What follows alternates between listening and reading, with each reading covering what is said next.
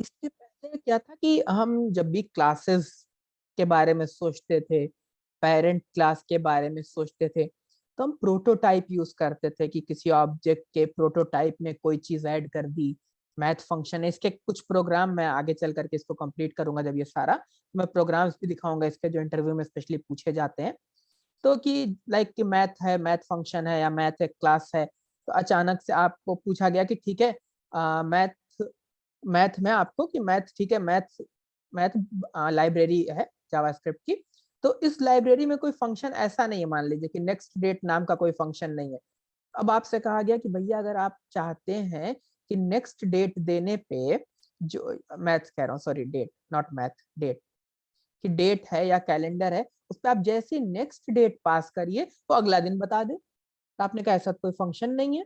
ठीक, तो आप जब सोचते हैं कि ठीक है ऐसा कोई फंक्शन है हम ऐड करेंगे, तो उस टाइम पे हम जिस चीज पे ट्रस्ट करते थे, जिस चीज से हमें सपोर्ट मिलता था, वो था प्रोटोटाइप। तो हर एक का प्रोटोटाइप था और प्रोटोटाइप से ही हम क्लास इनहेरिटेंस से सारी चीजें इंप्लीमेंट करते थे। तो अब इससे क्या होता था, स्ट्रक्चर उतना रीडेबल या उतना क्लीन नहीं था, बिकॉज आप सी प्लस प्लस से आए थे, आप जावा से आए थे, तो उतना रीडेबल नहीं था। तो इसने क्या प्रोवाइड किया हमें, इसने हमें ES6 ने क्लास का मतलब क्लास का स्ट्रक्चर प्रोवाइड किया, टेम्पलेट होती है क्लास, क्लास प्रोवाइड किया कि आप डायरेक्ट क्लास बनाइए और डायरेक्ट उस क्लास को यूज करिए। ठीक, तो हम देखते हैं कि क्लास किस तरीके से हम बना सकते हैं। तो एक हम फाइल बना लेते हैं, class.js। यहाँ आपका एक्सटेंड कीवर्ड काम करेगा, अगर किसी क्लास को इनहेरिट करना है तो आप डायरेक्ट एक्सटेंड करके इनहेरिट कर सकते हैं। तो मैंने कहा ठीक है, मैं एक क्लास बना ले रहा हूँ एडिशन की, और इसमें मैं कंस्ट्रक्टर पास करूंगा। और कंस्ट्रक्टर में या एडिशन की क्या, स्टूडेंट की ही बना लेता हूँ कि भैया स्टूडेंट की एक क्लास बनाऊंगा मैं, और इसके कंस्ट्रक्टर में स्टूडेंट का नेम और उसकी क्लास किस क्लास में पास किया जाएगा। ठीक, क्लास कीवर्ड नहीं यूज कर सकते हैं, क्लास आईडी कर देता हूँ, क्लास आईडी पास करेंगे। ठीक, क्लास कीवर्ड नहीं यूज कर सकते हैं क्योंकि ऑलरेडी क्लास एक रिजर्व कीवर्ड है। ठीक, अब क्या करेंगे भाई, अब आप ये दोनों चीजें पास करेंगे तो इनको सेट भी करना होगा कहीं ना कहीं। तो ये कैसे बताएंगे कहाँ सेट करना है, तो अब आप यहाँ पे लिख दीजिए दिस डॉट, अब आपको जिस भी फील्ड में रखना है, मैं सेम ले रहा हूँ, s name is equal to s name, और this dot class ID is equal to class ID. ये नाम आप अपने हिसाब से रख सकते हैं, मैं ये सेम ले ले रहा हूँ। ठीक, इस तरीके की मान लीजिए आपने एक क्लास बना ली। अब जब क्लास बना ली है तो जैसे फंक्शन का यूज करके ऑब्जेक्ट बनाते थे, उसी तरीके से क्लास का यूज करके भी ऑब्जेक्ट बनेगा। बस याद क्या रखना है, सबसे जरूरी बात कि जावा स्क्रिप्ट की क्लास जो है वो ऑब्जेक्ट नहीं होती है। क्या होती है, object, sorry, class is template for Java script object.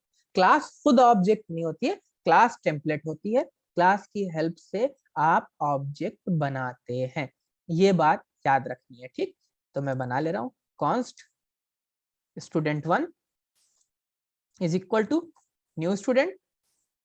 अब हमें क्या पास करना है, नाम पास करना है, मैंने कहा सर, और क्लास आईडी पास करना था, हमने कहा भैया 6 क्लास में है। ठीक, अभी यहाँ चल जाएगा, इसीलिए आगे जाकर के आपको टाइप स्क्रिप्ट दिखाऊंगा कि अब आप फिक्स कर देंगे कि भैया ये क्लास आईडी न्यूमेरिक रहेगी, स्ट्रिंग रहेगी। किसी ने 6 ऐसे लिख दिया और किसी ने 6 ऐसे भेज दिया। यही जाकर के आगे हम टाइप स्क्रिप्ट पढ़ेंगे कि किस तरीके से ये प्रिवेंट करता है। इसको प्रिंट करके देख लेते हैं, console.log student1, देखते क्या रिजल्ट आता है।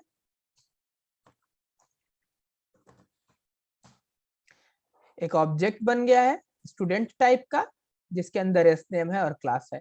एक और बना लेता हूं मैं, const student2 is equal to new student,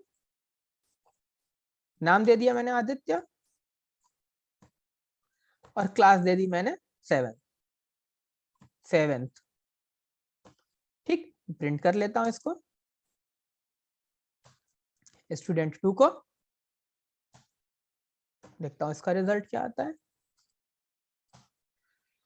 देख रहे होंगे इसकी क्लास आईडी 6 आ रही, इसकी क्लास आईडी स्ट्रिंग है 7th है।